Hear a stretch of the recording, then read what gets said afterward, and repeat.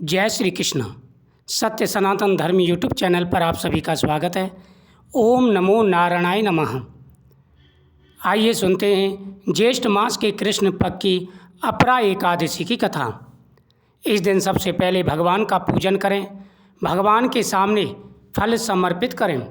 तुलसी दल समर्पित करते समय कृष्णाय वासुदेवाय हरे परमात्मने प्रणतक कलेशनाशाय गोविंदाय नमो नमः।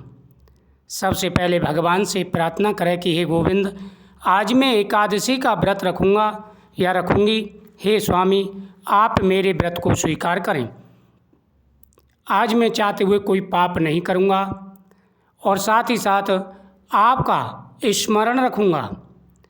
हे प्रभु, अगर इस व्रत में मुझसे कोई गलती हो जाए, मुझसे कोई भूल हो जाए तो उसे आप क्षमा करें। मंत्रहीनम क्रियाहीनम भक्तिहीनम सुरेश्वरा यद पूजितम मया देवम पर पूर्णम परमेश्वरा। हे प्रभु, यदि मुझसे कोई गलती हो जाए, मैं मंत्र जानता नहीं हूँ, न जानती हूँ, न पूजा विधि जानती हूँ, हे प्रभु आप मेरी पूजा को और मेरे व्रत को स्वीकार करें। इस प्रकार से भगवान के सामने प्रार्थना करते हुए व्रत करें, संकल्प करें और एकादशी के दिन घर में तामसिक भोजन ना बनाएं, चावल का प्रयोग ना करें, किसी से झूठ ना बोलें, किसी से अपशब्द ना बोलें। इन बातों का विशेष रूप से ध्यान रखें। धर्मराज युधिष्ठिर कहने लगे कि हे केशव, ज्येष्ठ मास के कृष्ण पक्ष की एकादशी का क्या नाम है तथा उसका महत्व क्या है, सो आप कृपा करके सुनाइए। भगवान श्री कृष्ण कहने लगे, हे राजन, इस एकादशी का नाम अपरा है। यह अपार धन देने वाली और सभी प्रकार की मनोकामनाओं को पूरा करने वाली है। हे राजन, जो मनुष्य इस व्रत को करते हैं वे संसार में हर प्रकार का सुख प्राप्त करते हैं, उनकी प्रसिद्धि होती है। अपरा एकादशी के व्रत के प्रभाव से ब्रह्महत्या, भूत योनि तथा पर निंदा आदि के सब पाप दूर हो जाते हैं। जो व्यक्ति पाप करते हैं, दूसरों की निंदा करते हैं, उन सभी के पापों का नाश हो जाता है। एकादशी के दिन केशव भगवान का पूजन करें, गौ का पूजन करें, इससे सभी प्रकार के मनोरथ पूरे होते हैं। इसके व्रत से परस्त्री गमन की, झूठी गवाही देने वाला, असत्य भाषण, कल्पित शास्त्र पढ़ना या बनाना, झूठा ज्योतिषी, झूठ वैद आदि सब के पाप नष्ट हो जाते हैं। जो क्षत्रिय होकर युद्ध से भाग जाते हैं वे नरकगामी होते हैं, परंतु अपरा एकादशी का व्रत करने से उन्हें भी स्वर्ग की प्राप्ति होती है। जो शिष्य गुरु से विद्या ग्रहण करते हैं और बाद में उनकी निंदा करते हैं वे अवश्य नरक को जाते हैं, परंतु इस व्रत के प्रभाव से परस्त्री गमन की झूठी गवाही देना, असत्य भाषण, कल्पित शास्त्र पढ़ना या बनाना, झूठा ज्योतिषी, झूठा वेद आदि सब के पाप नष्ट हो जाते हैं। जो व्यक्ति झूठ बोलते हैं उन्हें भी महान पाप लगता है, लेकिन इस व्रत के प्रभाव से उनका भी उद्धार हो जाता है। जो क्षत्रिय होकर युद्ध से भाग जाते हैं वे नरकगामी होते हैं, परंतु अपरा एकादशी का व्रत करने से उन्हें भी स्वर्ग की प्राप्ति होती है। जो शिष्य गुरु से विद्या ग्रहण करते हैं और बाद में उनकी निंदा करते हैं वे अवश्य नरक को जाते हैं, परंतु अपरा एकादशी का व्रत करने से उन्हें भी इस पाप से मुक्ति मिल जाती है। जो फल तीनों पुष्करों में स्नान, कार्तिक मास में स्नान अथवा गंगा तट पर पितरों को पिंडदान करने से प्राप्त होता है, वही अपरा एकादशी का व्रत करने से प्राप्त हो जाता है।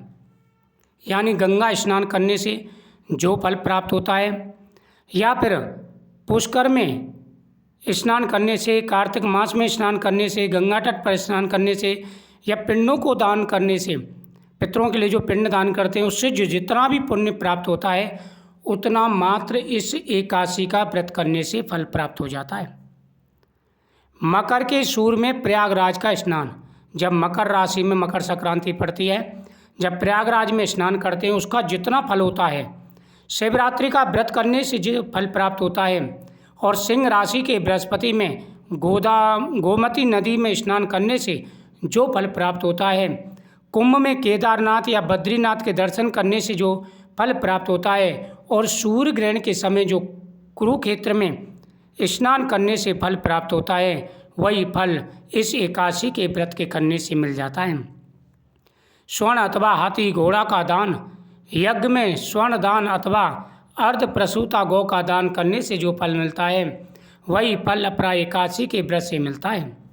यह व्रत पाप रूपी अंधेरे के लिए सूर्य के समान है, अतएव हम पापों से डरते हुए इस व्रत को अवश्य करना चाहिए। हे राजन, जो व्यक्ति अनजाने में पाप कर देते हैं, उनके प्रायश्चित के लिए यह व्रत बहुत ही उत्तम है। जो भी सच्चे मन से भगवान विष्णु का पूजन करते हैं, उनकी प्रत्येक मनोकामना पूरी हो जाती है। एकादशी के दिन आप कुछ उपाय कर सकते हैं जिससे घर में सुख और शांति रहती है। सबसे पहले तो एकादशी के दिन हवन करना चाहिए। जो भी एकादशी के दिन घर में हवन करते हैं, उनके घर में हमेशा खुशियाँ बनी रहती हैं। सभी देवताओं का आशीर्वाद प्राप्त होता है, पितरों का आशीर्वाद प्राप्त होता है, हर प्रकार के मनोरथ पूरे हो जाते हैं। कृष्णाय वासुदेवाय हरे परमात्मने प्रणतः क्लेश नाशाय गोविंदाय नमो नमः, इस मंत्र का जाप करना चाहिए। जो भी सच्चे मन से भगवान के इन मंत्रों का जाप करते हैं, एकादशी की कथा का श्रवण करते हैं और एकादशी के दिन गौ का पूजन करते हैं, उनकी हर प्रकार की मनोकामना पूरी हो जाती है। एकादशी के दिन गौ माता का पूजन सभी प्रकार की मनोकामनाओं को पूरा करने वाला है। एकादशी के दिन पितरों के नाम से दान पुण्य करना चाहिए। जो भी एकादशी के दिन पितरों के नाम से दान पुण्य करते हैं, उनकी प्रत्येक मनोकामना पूरी हो जाती है। हे राजन, जो भी एकादशी का नियम पूर्वक पालन करते हैं और द्वादशी को व्रत का पारण करते हैं, उनकी प्रत्येक मनोकामना पूरी हो जाती है। इस दिन किसी का अपमान नहीं करना चाहिए। दरवाजे पर आए हुए अतिथि का आदर सत्कार करना चाहिए तथा बड़े बुजुर्गों का मान सम्मान करना चाहिए। जो भी सच्चे मन से इस दिन की गई पूजा का पुण्य भगवान को समर्पित करते हैं तथा पितरों के नाम से एकादशी का पुण्य समर्पित कर देते हैं, उनके पितरों का उद्धार हो जाता है।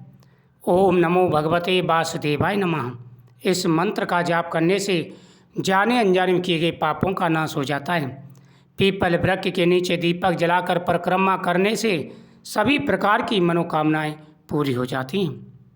हे राजन, अपरा एकादशी का व्रत तथा विष्णु भगवान का पूजन करने से मनुष्य सब पापों से छूटकर अंत में विष्णु लोक को प्राप्त होता है। हे राजन, अपरा एकादशी की यह कथा मैंने लोकहित के लिए कही है। इसके पढ़ने अथवा सुनने से सब पाप नष्ट हो जाते हैं और सभी प्रकार की मनोकामनाएं पूरी हो जाती हैं। ओम नमो भगवते वासुदेवाय नमः।